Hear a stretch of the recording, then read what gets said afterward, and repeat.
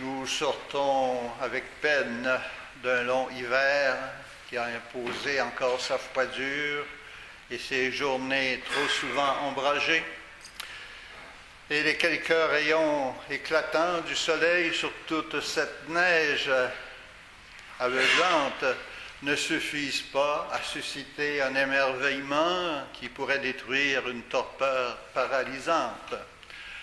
Et sans désespérer d'un meilleur avenir sur le plan climatique, nous éprouvons le sentiment d'être un peu prisonniers de cet hiver, alors que nous sommes libres et que notre sort n'est en rien comparable à ce qui se vit présentement en Libye, au Japon et à bien d'autres endroits dans le monde.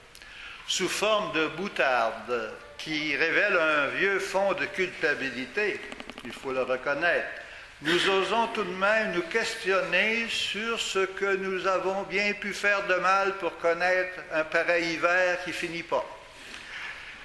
L'Évangile vient de nous parler d'un homme né aveugle, qui était condamné à mendier pour vivre et qui connaissait une vie de misère. Il semble résigné à son sort, car il ne demande rien d'autre que quelques aumônes pour survivre. Interpellé par certains disciples qui veulent savoir quelle sorte de péché cet homme ou ses ancêtres ont dû commettre pour qu'il expie une pareille faute, de pareilles fautes, et en étant né aveugle.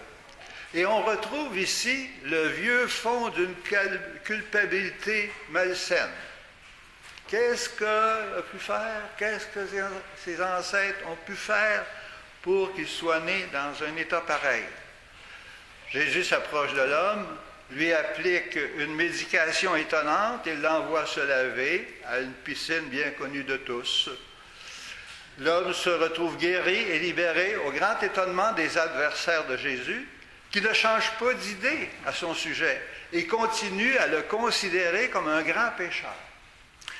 Le rencontrant de nouveau, un peu plus tard, Jésus l'interroge pour savoir s'il a reconnu la présence de Dieu en lui.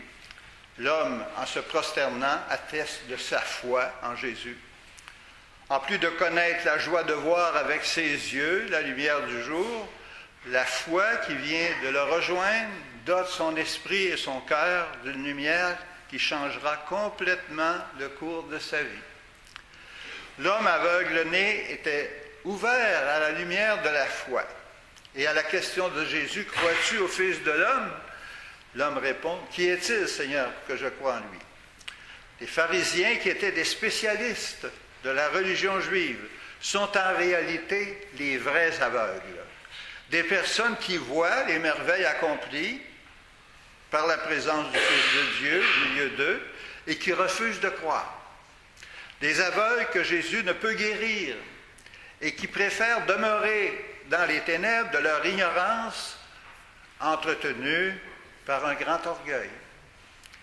Reconnaître en Jésus le Fils de Dieu, c'est passer de l'état d'aveugle à celui de voyant. Saint Paul nous le rappelle dans ce passage de l'Épître aux Éphésiens. « Autrefois, vous n'étiez que ténèbres, maintenant, dans le Seigneur, vous êtes devenus lumière.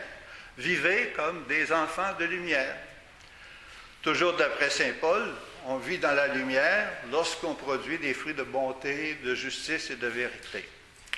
En ce dimanche qui nous annonce la proximité de Pâques, nous sommes invités à éliminer tout ce qui peut s'apparenter à des ténèbres dans nos vies, tout ce qui peut nous identifier à ces pharisiens aveugles qui refusaient de voir en Jésus l'envoyé de Dieu.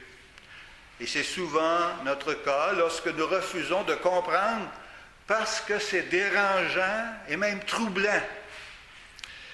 J'ai toujours pensé et agi ainsi. Pourquoi penser et agir autrement, se dit-on? Si l'aveugle-né avait raisonné ainsi, il n'aurait jamais cru, il n'aurait jamais vu ni cru.